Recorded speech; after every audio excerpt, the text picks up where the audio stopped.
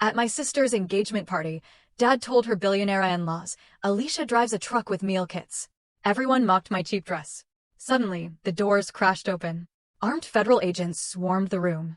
The U.S. Secretary of State walked directly to me, ignoring my stunned family, Agent Cooper.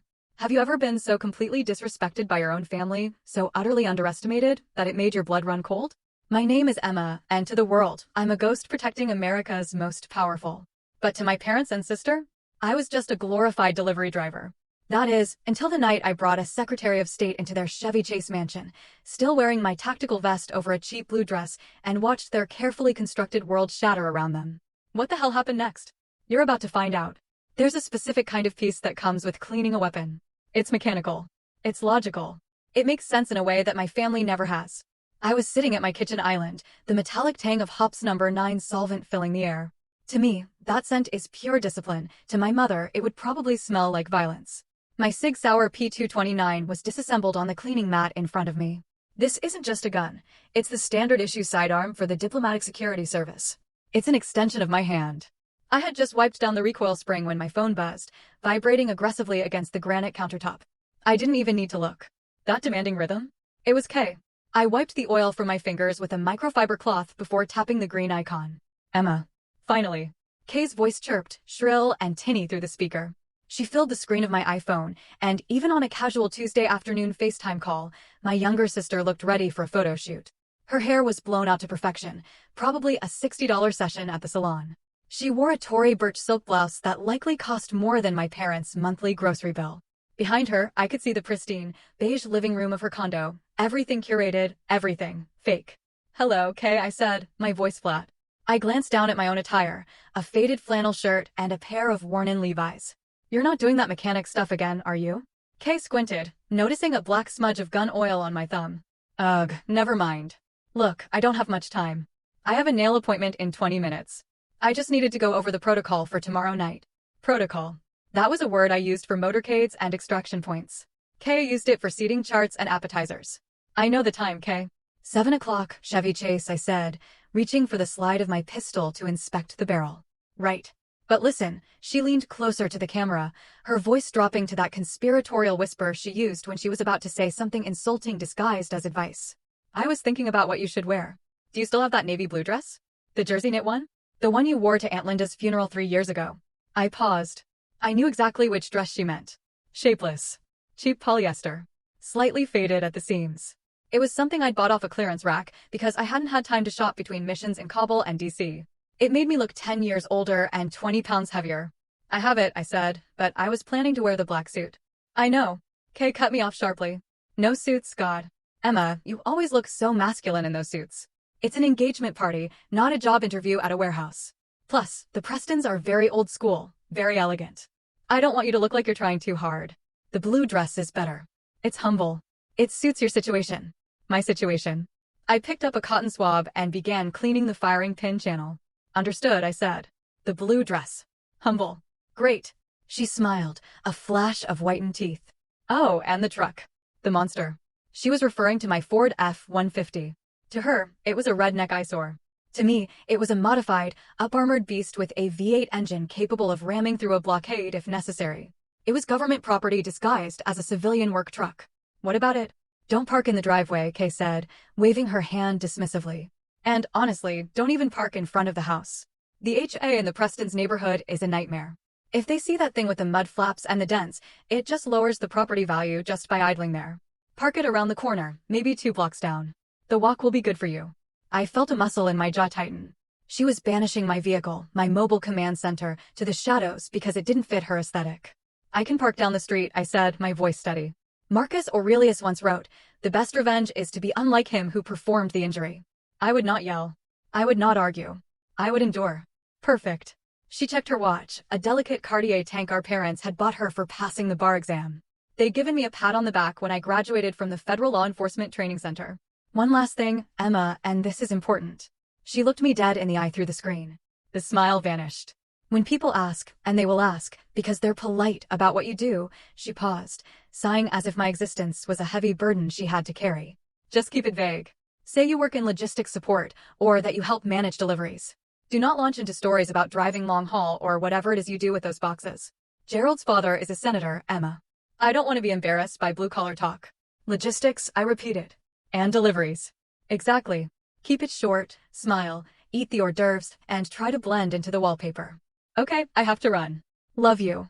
The screen went black before I could say goodbye. I sat there in the silence of my kitchen. Love you. The words echoed in the empty room, sounding as hollow as a spent shell casing. Slowly, methodically, I began to reassemble the Sig Sauer. Slide, spring, guide rod, frame. Click. Snap. The weapon was whole again, cold, heavy, and ready. I stood up and walked over to the wall near the pantry. It was a dark corner of the kitchen, shadowed by the refrigerator. Hanging there, slightly crooked, was a wooden plaque with a brass plate, the U.S. Department of State Diplomatic Security Service Award for Valor. Presented to Special Agent Emma Cooper for courage under fire during the Benghazi evacuation. It was dusty. I hadn't looked at it in months. My parents had never looked at it, not once. When they visited, my mother had actually hung a calendar over it because she said the government seal looked too aggressive. I reached out and straightened the frame. Kay wanted me to be small. She wanted the sister who drove a beat-up truck and wore cheap polyester. She needed that version of me. If I was the failure, then she was the success. If I was the dark, she was the light. It was the only dynamic my family understood. I could have told her right then on the phone. I could have told her that logistics meant coordinating the movement of nuclear assets. I could have told her that the boxes I delivered sometimes contained classified intelligence that kept the country from going to war. But I didn't. Because that wasn't the role they assigned me in the Cooper family script. Fine, Kay, I whispered to the empty room, turning off the lights. I'll wear the faded dress. I'll park in the dark. I will be your shadow. But shadows have a way of growing when the sun starts to set.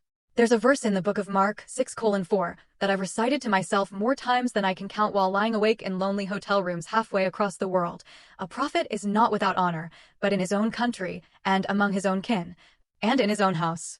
I am no prophet, I don't claim to be. But the sentiment holds a heavy, suffocating weight. It explains how I can be trusted with the life of a visiting prime minister on Monday and treated like a charity case by my mother on Tuesday. This misunderstanding didn't happen overnight. It wasn't one big lie that exploded. It was a slow, creeping erosion of the truth that started exactly 15 years ago. I remember the day clearly. It was a crisp Sunday in November. I had just driven back from Glencoe, Georgia, fresh out of the Federal Law Enforcement Training Center. I was 26, exhausted, but buzzing with an electric kind of pride. I had just earned my badge. I was officially a special agent with the Diplomatic Security Service. I walked into my parents' house, the same house in the suburbs with the manicured lawn and the American flag by the porch, bursting with news. My father was in his sanctuary, the living room, sunk deep into his leather recliner, a lukewarm beer on the coaster, his eyes glued to the oversized television screen. Sunday night football was on. The Dallas Cowboys were down by 3, and the tension in the room was thicker than the cigar smoke clinging to the curtains. Dad, I said, standing in front of the TV, blocking the view of the line of scrimmage. I did it. I passed. I'm an agent. He leaned to the left, trying to see around my hip. Move, Emma. They're in the red zone. Dad, listen. I got the job. The State Department. He finally muted the TV, but he didn't look me in the eye. He looked at the remote in his hand. State Department? That's government, right? Federal. Yes. I beamed, reaching into my pocket to pull out the leather wallet with the gold badge. It's federal law enforcement. I'll be protecting. Does it have dental? He interrupted, taking a sip of his beer. And the pension? Is it the first system? You stick with that for 20 years, Emma, and you'll be set. Good benefits. Safe. Boring, but safe. He didn't want to hear about the tactical driving course I had aced. He didn't care about the firearms training or the courses on counterterrorism. To him, I had just landed a desk job at the DMV that happened to come with a good 401k. It's not boring, Dad. It's dangerous. I'm an agent, I tried to correct him. From the kitchen, Kay walked in. She was 24 then, just starting law school, already perfecting that shark-like smile. She saw the badge in my hand and didn't even blink. An agent. Kay laughed, popping a grape into her mouth. Like 007? Please, Emma, you barely passed gym class in high school. Daddy, she said, dismissing me with a wave of her hand as she sat on the arm of Dad's chair. She's basically a security guard for the embassies, you know, checking IDs, opening gates for the ambassadors, like a glorified doorman. I am not a doorman. I snapped. I protect diplomats. Right, Kay said, you run errands for them. You make sure their dry cleaning is safe. It's logistics support staff. Dad unmuted the TV. The crowd roared. Touchdown. Well, Dad grunted, eyes back on the screen. Just make sure you sign up for the life insurance. Can't be too careful if you're driving around DC traffic. That was the moment the seed was planted. Over the next decade and a half, Kay watered that seed with envy and malicious precision. She couldn't stand the idea that her older sister might be doing something cool or heroic while she was buried in contract law paperwork. So, she became my translator to the family. When I was deployed to Kabul to secure the embassy perimeter, Kay told the aunts and uncles, Emma is working overseas, some sort of government courier job. She delivers paperwork. When I was assigned to the Secretary of State's protective detail, traveling on Air Force 2, Kay told the neighbors, she's in transportation now. She drives the vans for the government officials, shuttling them around. And eventually, as the game of telephone warped the truth, driving the vans became driving a truck, and delivering sensitive documents became delivering packages. By the time I was 35, in my parents' minds, I was essentially a glorified Uber Eats driver with a government clearance. It wasn't just words, it was actions. 3 months ago, I came home to find an envelope in my mailbox. It was a card from my mother. I opened it, expecting maybe a birthday check or a family newsletter. Instead, a frantic flutter of paper scraps fell onto my kitchen floor. I knelt down to pick them up. They were coupons clipped from the Sunday newspaper. Subway, buy 1 6-inch sub, get 1 free. Arby's, 2 classic roast beef sandwiches for $6. Jiffy Lube, $10 off your next oil change. There was a sticky note attached to the Jiffy Lube coupon in my mother's handwriting. Emma, honey, I know you put a lot of miles on that truck of yours, and gas prices are so high right now. I thought these might help with lunch on the road. Don't be too proud to use them. Love, Mom. I stood there in my kitchen, holding a coupon for a roast beef sandwich, while my tactical vest sat on the chair next to me. They didn't do it because they were evil. My parents aren't villains in a comic book. They are just average. They are terrified of anything they don't understand, and they are obsessed with appearances. The truth is, their indifference hurts more than hate. Hate implies that I matter enough to provoke a reaction. Indifference tells me I am nothing but background noise. If you have ever felt like the black sheep because your family refuses to see your true worth, I need you to pause for a second. Press that like button right now. It's a small signal to the world that we exist. And tell me in the comments below, I am not who they say I am. Let's confuse the algorithm with the truth. I looked at those coupons and I finally understood the ecosystem of the Cooper family. For Kay to be the golden child, the successful, wealthy, brilliant lawyer, she needed a contrast. She needed someone to be below her. If I were a high-ranking federal agent protecting world leaders, I would be her equal. Or worse, I might overshadow her. My parents couldn't handle that. They needed the narrative to be simple. Kay is the success. Emma is the struggle. That order kept them safe. That order kept them comfortable. They believe I am a failure, I said to the empty air of my apartment, crumpling the Arby's coupon in my fist. Because believing I am a failure makes them feel successful. So I let them believe it. I let them have their comfort. I let them have their small, tidy little lies. But tomorrow, the lies were going to collide with my reality. Because while they thought I was driving a delivery truck, I was preparing to command a motorcade that would shut down the entire Capitol Beltway. And God help anyone who stood in my way. At 0500 hours, the tarmac at Dulles International Airport is a desolate, windswept expanse of gray concrete. The air smells of burnt jet fuel and freezing rain. It's a smell that triggers a specific physiological response in me. My heart rate slows down, my pupils dilate, and the world narrows into a grid of potential threats. I stood by the rear door of the armored SUV, my delivery truck, as my family calls it. But this morning, it wasn't carrying boxes. It was part of a 3-vehicle convoy waiting to receive a high-value asset. A foreign witness, vital to a federal trafficking case, was stepping off a C-130 transport plane. Perimeter is tight, Cooper, the voice crackled in my earpiece. It was Martinez, one of the Marines from the embassy security detail. We have eyes on all exits. I tapped my comms. Copy that. Keep the engine running. We moved the second feet hit the ground. The ramp of the aircraft lowered with a mechanical whine. A gust of wind whipped my short hair across my face, but I didn't flinch. 6 Marines in full combat gear flanked the witness. They moved with a synchronized, lethal grace that you only see in men who have trusted each other with their lives. As they approached my vehicle, the lead Marine, a sergeant major with a jaw like granite, stopped in front of me. He didn't smile. He didn't need to. He gave me a sharp, respectful nod, a recognition of rank and capability. All yours, ma'am, he said, his voice cutting through the roar of the engines. Safe travels. Thank you, Sergeant. We'll take it from here. We loaded the witness. The door slammed shut with a heavy, reassuring thud of bulletproof steel. Jerry, my RSO, regional security officer, slapped the hood of the truck twice. He walked up to my window as I shifted the heavy vehicle into gear. Jerry is a man of few words. A Vietnam vet who has seen more combat than most action movie stars. Good work, Cooper, Jerry said, his eyes scanning the horizon one last time. That was a textbook extraction. You're the iron shield of this unit. I don't know what we'd do without you. The Iron Shield. I felt a warmth spread through my chest that had nothing to do with the car heater. Respect. Competence. Purpose. In this world, on this tarmac, I was essential. I was powerful. I guided the convoy out of the secure zone, watching the sunrise bleed orange over the Virginia skyline. My job was done. The adrenaline began to recede, leaving behind the dull ache in my lower back that comes from wearing a 20-pound tactical vest for 6 hours. I pulled into a lay-by to strip off the vest and secure my weapon in the lockbox. That's when my personal phone buzzed on the passenger seat. The screen lit up. Mom. I stared at it. The contrast was jarring. 1 minute I was Cooper, the Iron Shield. The next I was Emma, the daughter. I unlocked the phone. Emma, honey, are you on your way back from your night shift? Since you have the big truck, can you stop by Costco? We need drinks for Kay's party tonight. 5 cases of LaCroix Pamplemousse flavor and maybe 5 cases of Diet Coke. The 36-pack ones. It saves us the delivery fee and your truck has plenty of room. Thanks. I read the message twice. My truck. This vehicle has run-flat tires, reinforced plating capable of stopping a 7.62mm round, and an encrypted satellite communication system, and my mother saw it as a grocery cart. She didn't ask if I was tired. She didn't ask if I was safe. She just saw a big truck and free labor. I looked at the dashboard. I could say no. I could tell her I had a debriefing. I could tell her the truth, that this is a government vehicle and I shouldn't be hauling soda for a suburban engagement party. But I didn't. Because the conditioning runs deep. Because fighting them takes more energy than just doing the damn task. Copy that, I whispered to no one, putting the truck in drive. 40 minutes later, I was in the purgatory known as the Costco parking lot. I maneuvered the massive black SUV into a spot between a minivan covered in stick-figure family decals and a sedan with a student driver bumper sticker. I stepped out, still wearing my tactical pants and heavy boots, though I had swapped my tactical shirt for the flannel one. People stared. I looked like I was ready to invade the rotisserie chicken aisle. Walking through the warehouse was a surreal experience.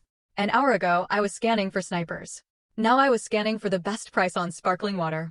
I wrestled 5 cases of LaCroix and 5 cases of Diet Coke onto a flatbed cart. They were heavy, awkward.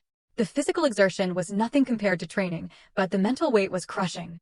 I paid with my own card. Mom always forgot to transfer the money until weeks later and hauled the load back to the truck. By the time I pulled up to Kay's condo complex, the sun was high and bright. It was a nice place. Gated, manicured hedges. The kind of place where people called the police if a car was parked on the street for too long. I backed into the driveway and texted Kay, I'm here. The front door opened. Kay stood there, wrapped in a silk robe, holding her hands up in the air like a surgeon scrubbing in for an operation. Oh, thank God, she called out, not stepping a foot outside. I just put on my second coat of polish, ballet slippers pink. I literally can't touch anything for 20 minutes. I got out of the truck. The heat radiating off the asphalt hit me. Where do you want these? I asked, grabbing the first 2 cases of soda. My biceps strained against the flannel. Just bring them into the living room, she directed, waving a wet fingernail toward the open door. Stack them in the corner by the bar cart, but be careful. I walked past her, carrying 50 pounds of carbonated water. I smelled the chemical tang of acetone and expensive perfume.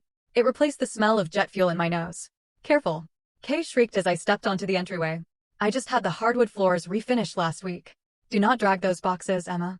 Lift them. If you scratch the oak, Gerald will have a heart attack. I stopped in the middle of her living room. My boots that had kicked down doors in training simulations, squeaked slightly on the pristine polished wood. Sweat trickled down my spine. I've got it, Kay, I grunted, lowering the boxes slowly. Make sure they're straight, she added, leaning against the door frame, blowing on her nails. And try not to track any dirt in. Your boots look dusty. Did you come from a construction site or something? I looked up at her. The airport, I said quietly. Ugh. The airport. She wrinkled her nose. So, yeah, you should probably wash your hands before you touch any of the food prep stuff. I set the last case of Diet Coke down. Clunk. I'm the Iron Shield, I thought to myself, the words sounding bitter and distant now. Here in this house, I wasn't a shield. I wasn't an agent. I was a mule. A mule with dirty boots who needed to be careful not to scratch the precious floor of the Golden Child. I stood up, wiping my hands on my jeans. Is that all? I asked. For now, Kay smiled, checking her reflection in the hallway mirror. Thanks, Emma. You're a lifesaver. Honestly, paying for delivery is just such a scam when you have a truck, right? Right, I said. A scam. I walked out the door, back to my armored beast, feeling smaller than I ever did on the tarmac. The walk from where I parked my truck took exactly 12 minutes. Kay had been right about one thing. The neighborhood was pristine. It was Chevy Chase, Maryland, a place where wealth whispers rather than shouts. The streets were lined with ancient oak trees that formed a canopy over the road, blocking out the stars. The houses were set far back from the street, hidden behind wrought iron gates and manicured boxwood hedges. I walked along the sidewalk, the heels of my old shoes clicking unevenly on the pavement. The navy blue polyester dress Kay had insisted I wear felt heavy and suffocating against my skin. It didn't breathe. It clung to me in all the wrong places, making me feel less like a woman and more like an improperly wrapped package. As I rounded the corner onto the Whitley estate, the silence of the neighborhood was replaced by the low hum of a social event in full swing. The driveway was a parking lot of European engineering. I counted 3 black Range Rovers, 2 Mercedes S-Class sedans, and a Tesla Model X with the Falcon doors open. A team of valet attendants in red vests moved with the efficiency of a pit crew, whisking cars away so guests wouldn't have to walk more than 10 feet. I, of course, had walked 6 blocks. I approached the main entrance. The house was a massive brick colonial revival, illuminated by tasteful landscape lighting that made the red bricks glow like embers. A man in a black suit stood at the base of the front steps. He held a clipboard and a worn earpiece. He looked like private security, probably ex-police, judging by the way he stood with his hands clasped in front of his belt buckle. As I stepped onto the slate walkway, he moved 1 step to the left, just enough to block my path.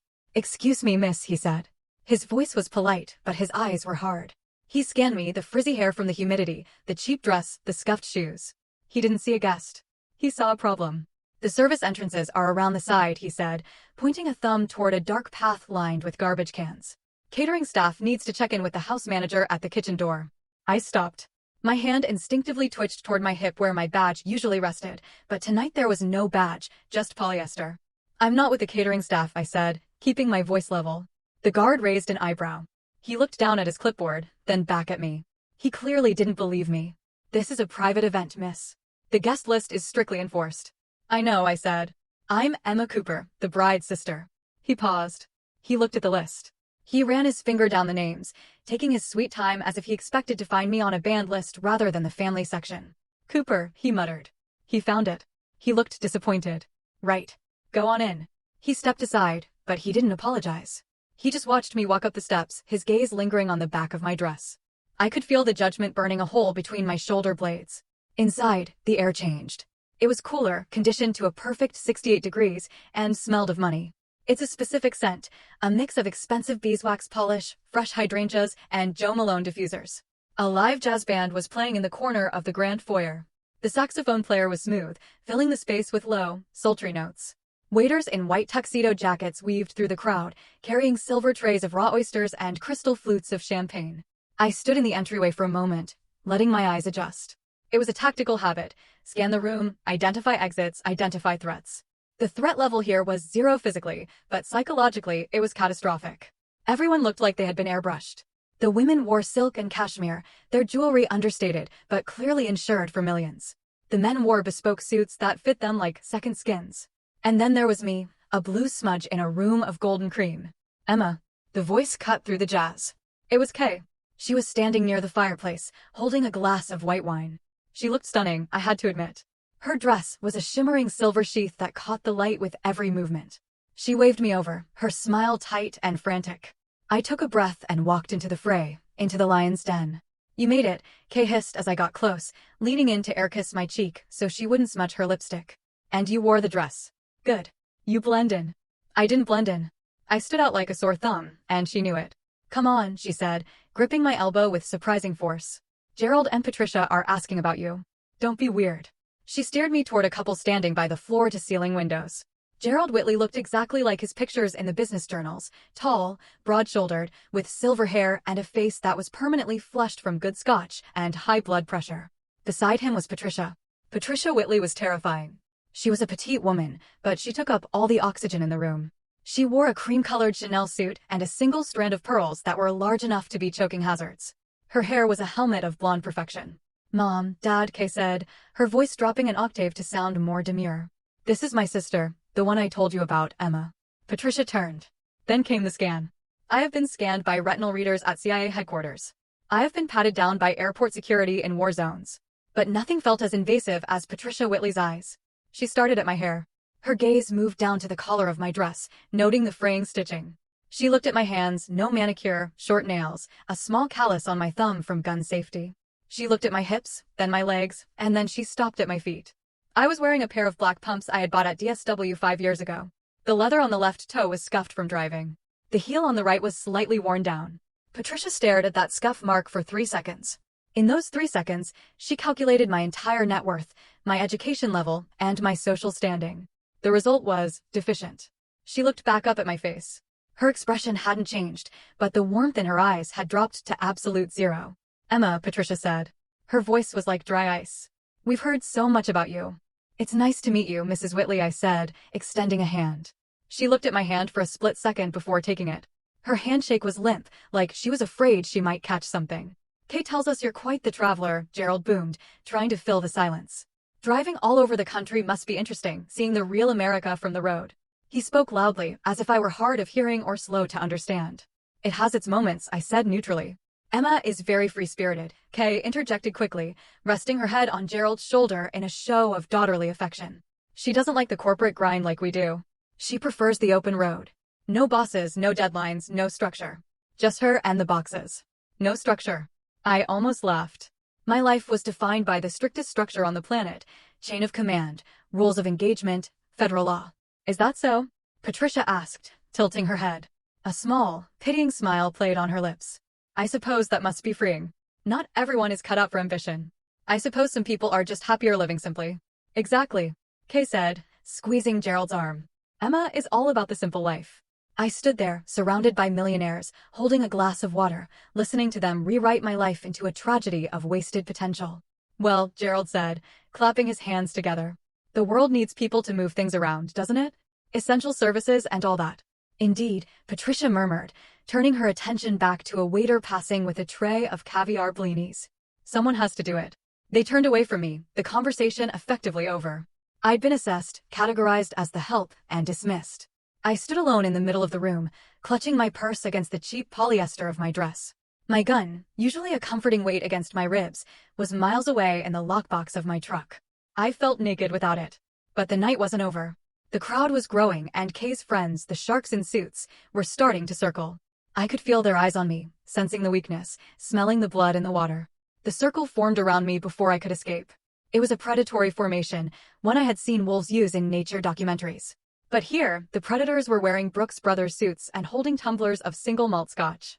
These were Kay's friends, the DC up-and-comers, corporate lawyers, lobbyists, and junior partners who measured their self-worth in billable hours and the horsepower of their leased BMWs. "So, you're the sister?" said a man who had introduced himself as Brad. He was leaning against a marble pillar, swirling the ice in his glass. He had the kind of face that had never known a day of hardship, smooth, tanned, and smug. "Kay says you're in distribution." "Something like that," I said, gripping my glass of sparkling water. "I work in secure logistics." "Logistics," Brad repeated, chuckling as he glanced at his friends. "That's a fancy word for it. My cousin tells girls he's in petroleum transfer engineering when he pumps gas in New Jersey." The group erupted in laughter. It was a sharp, performative sound. "No, but seriously," another guy chimed in, loosening his tie. "It's the gig economy, right? Everyone is doing it. Freedom. Be your own boss." I respect the hustle. He didn't respect the hustle. His tone dripped with sarcasm.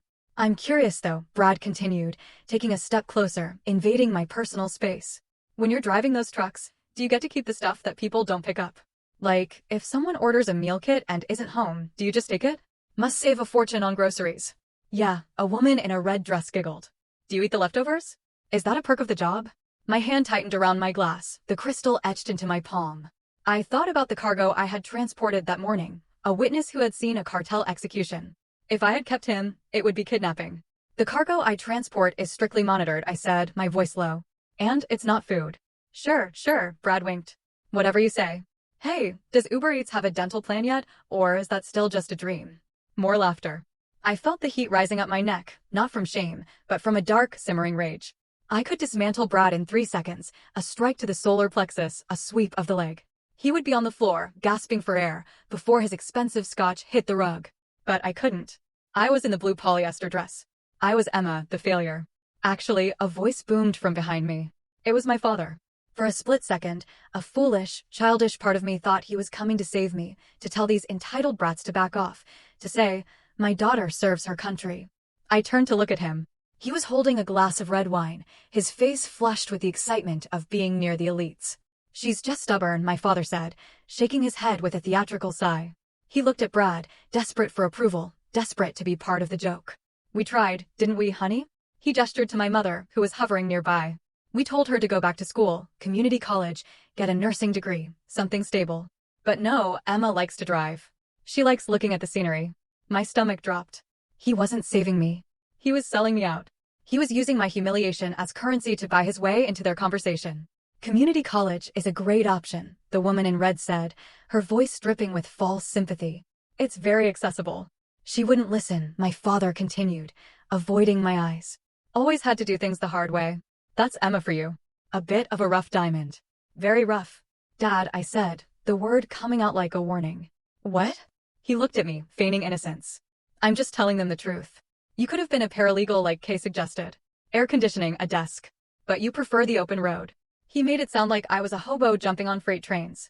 My work requires a level of focus and judgment that most people wouldn't understand, I said, looking directly at Brad. My voice was steady, cutting through the laughter like a knife.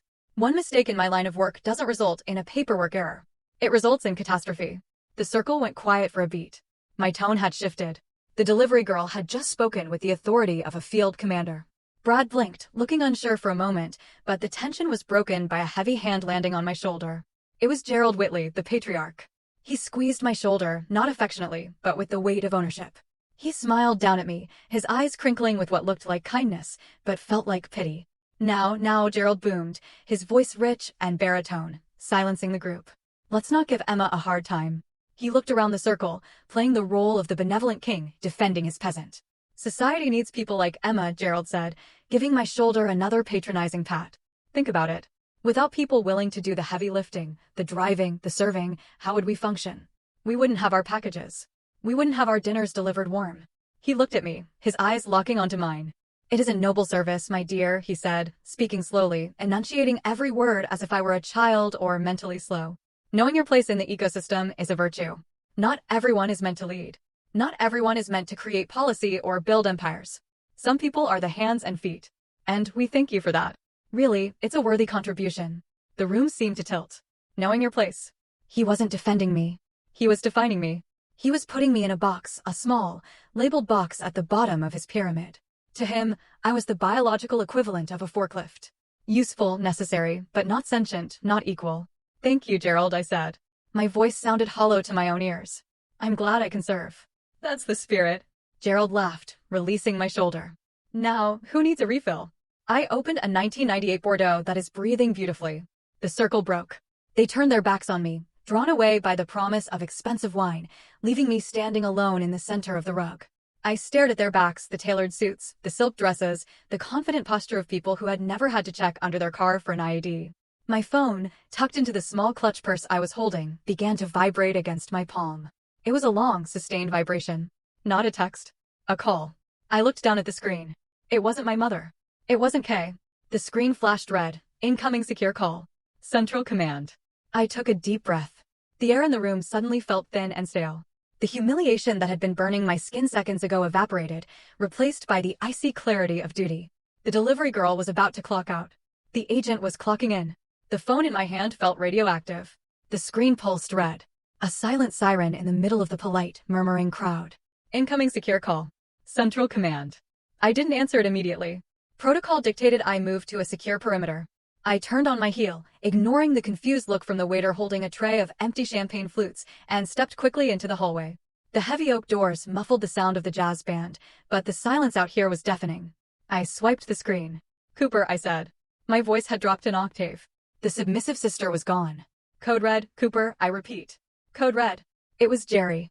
His voice was tight, clipped, fighting against a background of chaotic radio chatter. We have a situation. The secretary's motorcade has been boxed in on Rockville Pike, 2 miles south of your location.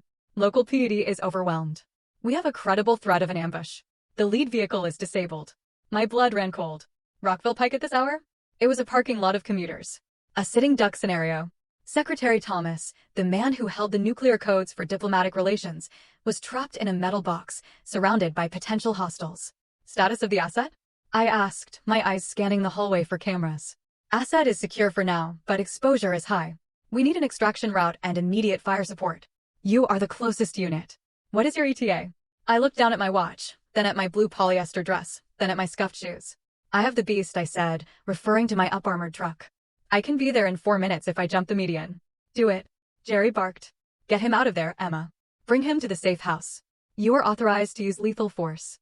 Go. The line went dead. For minutes. I shoved the phone back into my clutch. My heart was hammering against my ribs, a steady, rhythmic thump, thump, thump. It wasn't fear. It was fuel. I needed to leave. Now. I turned back toward the main party room. The quickest way to the front door was through the crowd. I didn't have time to skirt around to the service entrance. I pushed open the double doors. The room had quieted down. Gerald Whitley was standing by the fireplace, tapping a spoon against his crystal glass. Clink, clink, clink. He was preparing to make a toast. The guests were freezing in place, turning their attention to the patriarch. I moved. I didn't walk. I cut through the room with a stride that was too long, too purposeful for a party guest. I wasn't weaving through people. I was calculating trajectories. Excuse me, I muttered, brushing past Kay's friend Brad, nearly knocking the scotch out of his hand. He glared at me, but I was already gone. I made it to the edge of the foyer, 10 feet from the heavy front door, 10 feet from freedom, 10 feet from the mission. And then she stepped in front of me, my mother. She materialized from the crowd like a blockade. In her right hand, she held a large silver cake knife. It was ornate, with a pearl handle glinting under the crystal chandelier. Behind her, a waiter was wheeling out a 5-tier cake, covered in white fondant and sugar flowers. Emma, she whispered. Her voice hissed through clenched teeth. She blocked my path physically. Where do you think you are going? Gerald is about to speak. I have to leave, Mom, I said. I didn't stop moving until I was inches from her face. Right now. Emergency. She didn't step aside. Instead, she raised the knife slightly, not as a weapon, but as a pointer, gesturing indignantly at the room. Emergency? She scoffed, her eyes darting around to see if anyone was watching us. What kind of emergency, Emma? Did someone order a salad and forget the dressing? Did a box fall off the truck? Mom, move. I said. My tone was icy. It was the voice I used to order civilians to get down during a raid. But she wasn't a civilian. She was my mother, and she was immune to my authority. You are not ruining this, she said, her voice rising. Kay has worked for months on this night. We are about to cut the cake. It's tradition. You cannot leave before the cake is cut. It's social suicide. I don't care about the cake, I said, my patience snapping like a dry twig. I have to go. She stared at me, her face twisting into a mask of incredulity. She looked at my cheap dress, my desperate expression, and then she laughed. A short, cruel sound. You can't wait 10 minutes? She asked loudly. Heads began to turn. Gerald stopped tapping his glass. The room fell into an awkward silence. Is the customer that important? Are they starving? Is the world going to end if someone doesn't get their meal kit on time? I looked at her. I looked at the silver knife in her hand. It was a tool for celebration, for sweetness, and she was using it to cut me open. I thought about telling her. I thought about screaming. I am going to save the Secretary of State from an assassination attempt. But I looked at their faces, Gerald's annoyed frown, Kay's mortified glare, the guests' amused smirks. They wouldn't believe me. They didn't want to believe me. They wanted the delivery driver. They wanted the failure. So, I gave them what they wanted. I looked my mother dead in the eye. My face went blank. The mask of the ghost slid into place. Yes, Mom, I said, my voice carrying across the silent room. The customer is very hungry, and they get very angry when I'm late. My mother's jaw dropped slightly. She looked validated, yet disgusted. Go then, she sneered, stepping aside and waving the knife toward the door as if banishing a stray dog. Go to your job. Don't expect us to save you a piece. I didn't look back.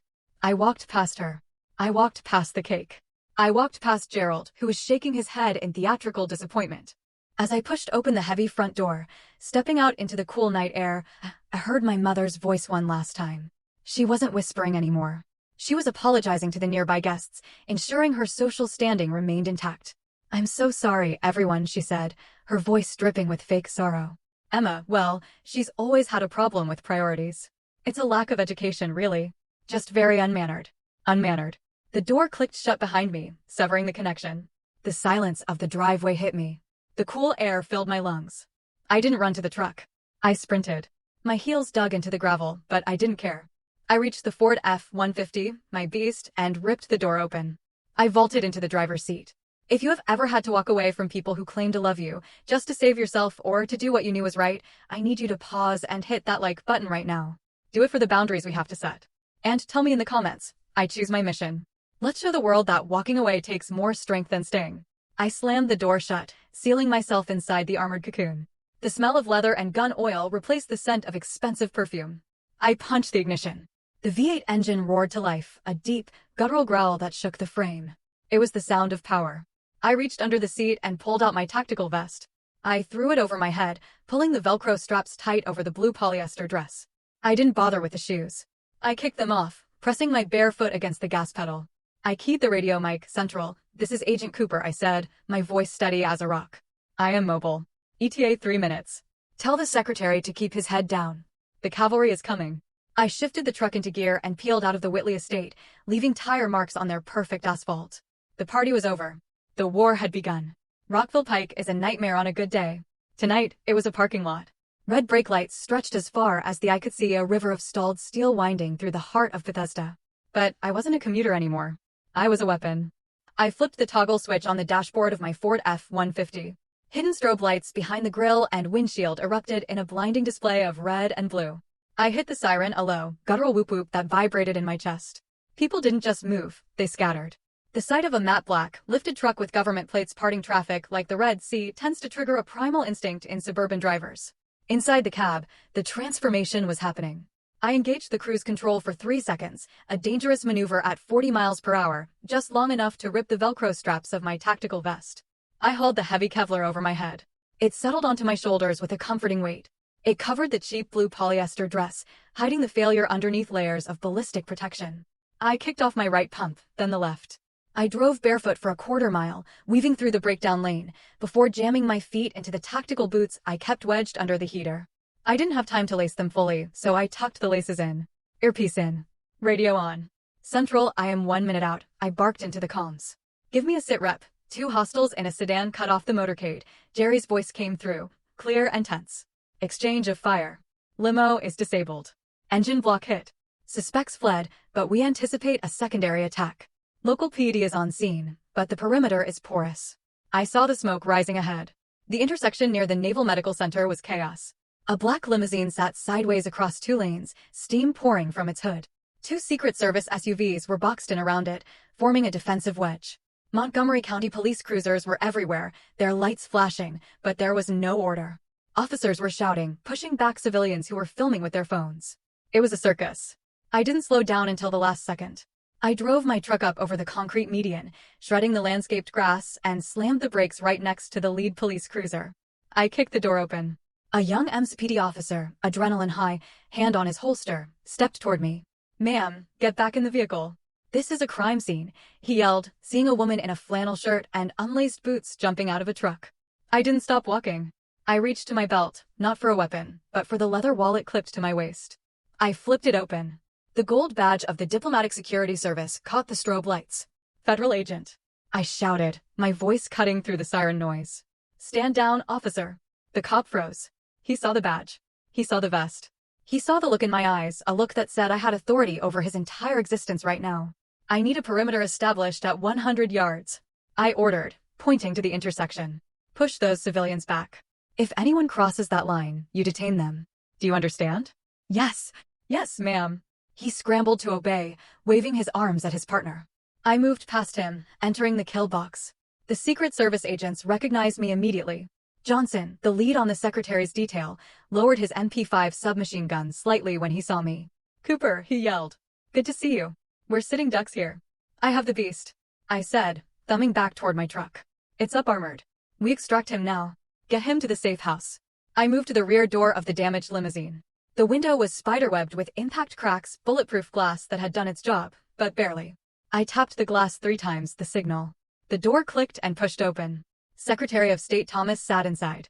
He was a man of 60, with the weight of American diplomacy on his shoulders. He looked shaken, his tie loosened, holding a secure briefcase against his chest. When he looked up and saw me, his shoulders visibly dropped. The tension left his face. "Agent Cooper," he exhaled, a breathy laugh escaping him. "Thank God. When I heard local support was coming, I was worried. I didn't know it was you." "I was in the neighborhood, Mr. Secretary," I said calmly, extending a hand to help him out. "Let's get you out of this tin can." "I trust you," he said simply. He took my hand. "Think about that. The man who negotiates treaties with hostile nations, the man who advises the president, trusted me with his life. He didn't care about my dress. He didn't care about my bank account. He cared that I was the best." We moved quickly. I shielded his body with mine, guiding him toward my truck. The Marines and Secret Service formed a phalanx around us. I opened the passenger door of my truck. Get in. Keep your head down. Floorboard is reinforced. As I slammed the door shut, ensuring the third most powerful man in the executive branch was safe, my phone, which I had thrown onto the dashboard, lit up. It was right there at eye level. The screen was bright against the dark interior. A text message from Kay. I shouldn't have looked, but in the split second before I climbed into the driver's seat, my eyes caught the preview. Kay, you are a disgrace to this family. Mom is crying in the bathroom because of you. Don't bother coming back. We don't want you here. I stared at the words. Disgrace. Behind me, sirens wailed. Beside me, the Secretary of State was waiting for me to drive him to safety. Around me, federal agents were following my lead. And on that screen, I was a disgrace because I didn't stay to eat cake. The irony was so sharp, it felt like a physical blow. It was absurd. It was tragic. It was hilarious. Agent Cooper, the secretary asked from the passenger seat, his voice low. Is everything all right? We need to move. I looked at the phone one last time. I didn't delete the message. I wanted to keep it. I wanted to remember exactly what they thought of me while I was busy saving the world. I reached out and flipped the phone face down. Everything is clear, Mr. Secretary, I said, my voice devoid of emotion. We are moving. I stomped on the gas. The truck surged forward, pushing through the debris, leaving the chaos behind. But we needed a place to go. The safe house in McLean was compromised by the traffic. The embassy was too far. I needed a secure location close by, with high walls and gated access. Somewhere off the grid for 20 minutes until the backup team could arrive with the helicopter. I ran the mental map of Chevy Chase. There was only one place that fit the criteria. I gripped the steering wheel tight. Fate, it seemed, had a very twisted sense of humor tonight. Central, I radioed in. I am diverting to a temporary secure location. Mark my coordinates. I turned the wheel hard to the left. We were going back to the party. Mr. Secretary, I said, keeping my eyes on the rearview mirror where the smoke from his disabled limousine was still rising into the night sky. We can't wait here on the shoulder. The extraction team is 10 minutes out, and this position is compromised. We need hard cover now. Secretary Thomas looked out the window at the gridlocked traffic of Rockville Pike. He was calm, but I saw his hand tightening on the handle of his secure briefcase. Where do you suggest, Agent Cooper? My sisters-in-laws, I said, the words tasting like ash in my mouth. The Whitley estate. It's 3 minutes from here. High brick walls, gated access, minimal sight lines from the street. It's the only viable safe house in the sector. He looked at me, then at my tactical vest, then at the determined set of my jaw. Do it, he said. I spun the steering wheel hard to the left. The Ford F-150's tires screeched as I jumped the curb, bypassing a stalled intersection. 3 minutes later, I was barreling down the tree-lined streets of Chevy Chase again. I didn't slow down for the gate this time. It was open. Guests were leaving early, likely due to the disturbance I had caused earlier. I drove the massive truck right up the center of the driveway, ignoring the frantic waves of the valet staff. I slammed on the brakes directly in front of the main entrance, parking diagonally across the steps. My truck blocked a Bentley and a Porsche, boxing them in. Stay here, I instructed the secretary. Keep your head down. Give me 30 seconds to clear the room and secure the perimeter. Copy that, he nodded. I unlocked the door and stepped out.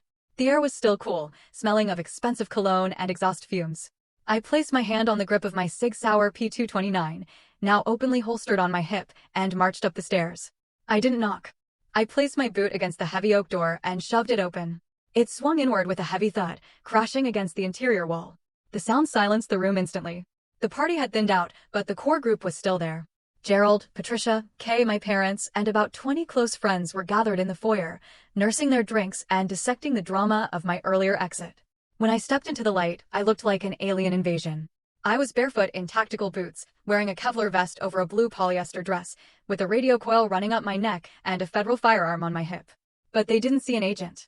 They didn't see the gun. They were so blinded by their own narrative that they only saw the delivery girl who had ruined their night. Kay was the first to react. She broke away from a group of bridesmaids, her face contorted in a mask of pure, unadulterated rage. You, she shrieked, pointing a manicured finger at me. You have the audacity to come back here after the scene you caused? She marched toward me, stopping only because I held up a hand in a halt gesture. Kay, step back, I said, my voice projecting with command authority. I need everyone to clear this room immediately. This is a matter of national security. National security? Kay laughed. A high-pitched, hysterical sound. Oh my God, you are delusional. What? Did you forget your cooler? Did you forget a receipt for the soda? I am not joking, I said, scanning the upper landing for threats. Clear the room. Get out. Gerald Whitley roared. The patriarch stepped forward, his face turning a dangerous shade of purple. He looked at my muddy boots on his Persian rug. He looked at the truck blocking his driveway. He was trembling with fury. "This is private property, Miss Cooper," Gerald bellowed. "You are trespassing. I don't care what kind of costume you are wearing or what game you are playing. You have insulted my wife. You have upset the bride. And now you are barging in here like a lunatic." "Mr. Whitley," I tried to interject. "I am commandeering this location as a temporary. I am calling the police." Gerald interrupted, reaching for his phone. "I am having you arrested. You clearly need mental help." "Gerald, please." My mother's voice whined from the back. She pushed her way to the front, dragging my father with her. My parents looked at me with a mixture of horror and exhaustion. To them, this wasn't a tactical operation. This was their daughter having a mental breakdown in front of the most important people they knew. "Emma, stop it," my mother pleaded, wringing her hands. "Just go. Haven't you done enough damage? Why are you wearing that vest? You look ridiculous." "I am working, Mom," I said through gritted teeth. "Working?" My father stepped forward. The shame in his eyes was palpable. He looked at Gerald, then at me, and decided he needed to distance himself from his failure of a daughter one last time. "You're a disgrace, Emma," my father spat out. The words hung in the air, heavy and toxic. "Look at you, barging into a respectable home, shouting orders. For what? Did you lose your job? Are you here to beg for money because you got fired from the delivery route? Dad, listen to me." "No, you listen," he shouted, pointing a shaking finger at my face. "You make us look like fools. You make us look like trash. All of this drama. Just because you drive a truck. Just because you deliver lunchboxes for a living and you can't handle that your sister is a success." The room was deadly silent. The insult echoed off the marble floors. "Just because you deliver lunchboxes." It was the trap of contempt. They had built a cage for me out of their own insecurities, and they refused to let me out of it, even when the keys were staring them in the face. I looked at my father. I looked at Kay, sneering in her silver dress. I looked at Gerald, dialing 911 on his phone. I felt a strange sense of calm. The bridge wasn't just burned. It was incinerated. "I am not here for money, Dad," I said quietly. "And I am not here for lunchboxes." I raised my hand to my earpiece. "Assad is entering the structure," I said into the mic. "What are you talking about?" Kay snapped. "Who are you talking to? You are insane." Before I could answer, the heavy front door behind me, which I had left ajar, swung open wide. Two massive Secret Service agents in dark suits stepped in, MP5 submachine guns held at the low ready. They scanned the room in a split second, their presence instantly changing the atmospheric pressure of the house. Kay gasped and took a step back. Gerald dropped his phone. And then, stepping through the phalanx of agents, came the Secretary of State. He looked tired, disheveled, and smelled of smoke. But he was unmistakably Thomas J. Preston, the man whose face was on the news every night. He walked right up to me, ignoring everyone else in the room. "Agent Cooper," the secretary said, his voice loud and clear in the stunned silence. "Perimeter is secure."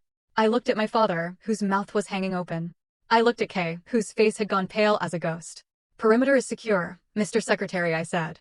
The words hung in the air for exactly 1 second. Then the world turned inside out.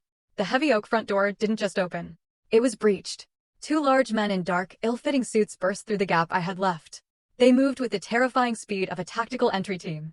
They didn't look like party guests. They looked like sledgehammers. Federal agents. "Hands!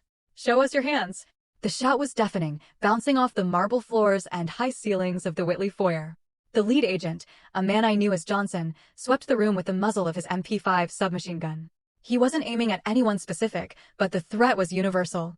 "Make a hole. Clear the center," Johnson barked. Panic is a funny thing.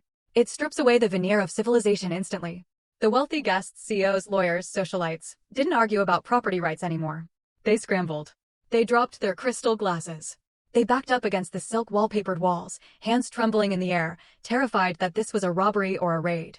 Gerald Whitley, who seconds ago had been threatening to have me arrested, stumbled backward, knocking over a pedestal table. His face went from purple to chalk white. "What? What is this?" he stammered, holding his hands up, palms open. I didn't move. I stood in the center of the chaos, barefoot in my boots, watching the Red Sea part. And then he walked in.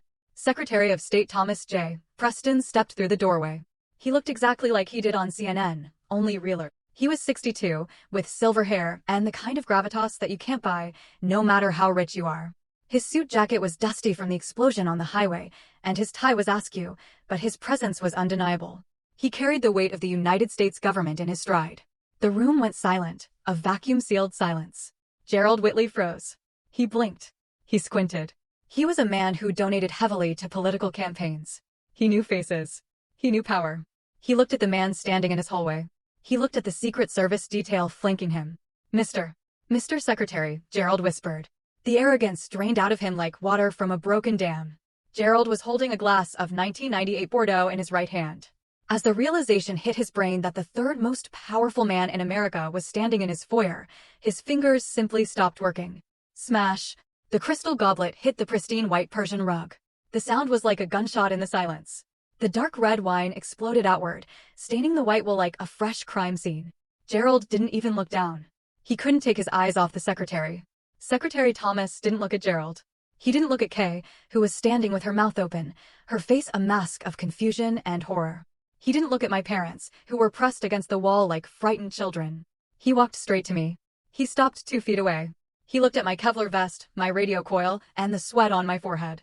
Then, in front of everyone, he reached out and placed a firm, fatherly hand on my shoulder. It was a gesture of immense respect. Cooper, the secretary said. His voice was warm, tired, but loud enough for the back row to hear. You did it again. That was a hell of a call on the extraction route. If we had stayed on the pike for 2 more minutes, well, I don't think we'd be having this conversation. Just doing the job, sir, I said, keeping my posture rigid. The safe house was the only viable option. The safe house, he chuckled, glancing around the opulent foyer. It's certainly comfortable, better than the embassy bunker. He squeezed my shoulder one last time, a signal of camaraderie that no amount of money could buy, and turned to face the room. He locked eyes with Gerald Whitley. Gerald looked like he was about to faint. He tried to speak, but only a squeak came out. Mr. Whitley, I presume? Secretary Thomas asked, stepping forward with his hand extended. The Secret Service agents lowered their weapons slightly, but kept their eyes scanning the guests. Why, yeah, Gerald managed to choke out. Yes, Mr. Secretary. I am honored. We didn't. I must apologize for the intrusion, the secretary said, shaking Gerald's limp hand. My motorcade was ambushed on Rockville Pike. We took heavy fire. My lead vehicle was disabled. Gasps rippled through the room. Ambush. Heavy fire. These were words from the news, not words for a Chevy Chase cocktail party. It was a critical situation, the secretary continued, his voice smooth and diplomatic. Fortunately, my lead security element took decisive action. She commandeered your residence as a temporary hardened location until the support team arrives. He turned back and gestured to me with an open palm. You should be incredibly proud, Mr. Whitley, the secretary said, smiling at the room. I was told this is your daughter-in-law's sister. It is rare to see such instinct in the field. He looked at my parents. My father was leaning against the wall, his face gray. My mother was staring at the gun on my hip as if it were a venomous snake. Agent Emma Cooper is one of the finest assets the Diplomatic Security Service has, the secretary announced. He wasn't just talking, he was testifying. A GS-15 senior special agent. Do you know how few people reach that rank at her age? She runs my protection detail. She coordinates logistics for nuclear summits. She is quite literally the reason I get home to my wife at night. GS-15. Senior Special Agent. Nuclear summits. The words hit the room like mortar shells. I watched Kay. Her eyes flicked from the secretary to me. I saw her brain trying to process the data, the delivery driver, the boxes, the logistics. Logistics, Kay whispered, the words slipping out of her mouth like a curse. Yes, logistics, the secretary nodded, hearing her. Secure logistics, the most complex kind. Cooper here moves mountains so we can do our jobs. He turned back to Gerald, who was staring at the red stain on his rug, then at me. He looked at me with new eyes. He saw the vest not as a costume, but as armor. He saw the delivery truck outside, not as an eyesore, but as a tank. We had no idea, Gerald stammered. Emma never. She never said she wouldn't, the secretary said, his tone sharpening just a fraction. She's a professional. Silent professionals don't brag. They just serve. He looked at me again. I owe you a drink when this is over, Cooper. Maybe something better than the water you were drinking earlier. I'll take a rain check, sir, I said. Chopper is 3 minutes out. We need to move you to the landing zone in the back garden. Lead the way, agent, he said. I looked at my family one last time. My mother was crying, not the fake social tears she used for effect. These were real tears of shock and humiliation. She realized that the rude daughter she had chased away with a cake knife had just brought the U.S. government into her living room. My father couldn't meet my gaze. He looked at the floor. And Kay. Kay looked small in her shimmering silver dress, surrounded by her expensive things. She looked insignificant. Her success as a corporate lawyer felt like a child's game compared to the reality that had just walked through her door. Emma, Kay started, her voice trembling. I didn't answer. I didn't smile. I didn't gloat. I just tapped my earpiece. Johnson, take point, I ordered. Secure the back garden. We are moving the asset. Copy that, boss, Johnson replied, loud and clear. Boss. I turned my back on them. I turned my back on the spilled wine, the shocked faces, and the years of being the failure. I walked the Secretary of State through the kitchen, where I had been told to use the service entrance just an hour ago. But this time, I wasn't carrying soda. I was carrying the weight of the world. And I had never felt lighter. The extraction was textbook perfect. Within 12 minutes, a secondary convoy of black SUVs had swarmed the driveway of the Whitley estate. A distinct, rhythmic thumping filled the air as a medevac helicopter loitered overhead, its searchlight cutting through the darkness of the Chevy Chase night. I stood by the open door of the lead vehicle, watching Secretary Thomas climb inside. Before the door closed, he looked back at me one last time and gave a sharp salute. Get some rest, Cooper, he said. That's an order. Yes, sir, I replied, returning the salute. The heavy door slammed shut. The convoy peeled out, tires crunching over the gravel, red and blue lights reflecting off the terrified faces of the neighbors who had gathered at their windows. And then, silence returned. It wasn't the polite, murmuring silence of a cocktail party. It was the heavy, suffocating silence of a courtroom after a guilty verdict has been read. I stood alone on the driveway, the adrenaline beginning to drain from my system, leaving behind a cold, crystal-clear clarity. I turned around. They were all standing there by the front steps. My parents, Kay, Gerald, and Patricia. They looked like statues in a museum of regrets. Gerald Whitley was the first to move. The bluster, the arrogance, the booming voice of the patriarch, it was all gone. In its place was the trembling anxiety of a man who realized he had just threatened a federal officer with arrest in front of her boss. He walked toward me, his hands clasped together as if in prayer. He didn't look at my face. He looked at the badge on my belt. Miss Cooper. Madam. Gerald stammered. He actually used the word madam. I want to offer my sincerest apologies. Truly, there was a terrible misunderstanding tonight. He reached out a hand, then pulled it back, unsure if he was allowed to touch me. We had no idea of your position, he continued, wiping sweat from his forehead with a silk handkerchief. If we had known, obviously, the hospitality would have been different. I hope you won't hold my earlier outbursts against the family. It was just the stress of the evening. I looked at him. I saw the fear in his eyes. Fear of audits, fear of political fallout, fear of losing his social standing. It wasn't a misunderstanding, Mr. Whitley, I said. My voice was quiet, calm, and utterly indifferent. It was a revelation.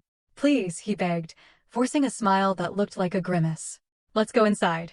Let's open a bottle of the good vintage. Patricia can have the chef prepare something. We should celebrate your heroism. I didn't answer him. I looked past him to my parents. My mother was dabbing her eyes with a cocktail napkin.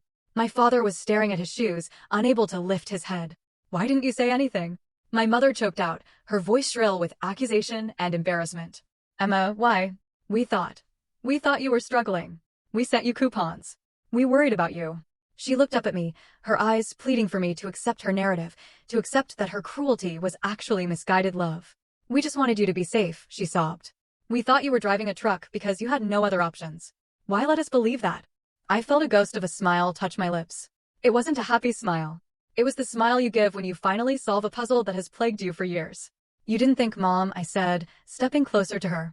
The Kevlar vest felt like a shield against her emotional manipulation. You chose. She blinked, confused.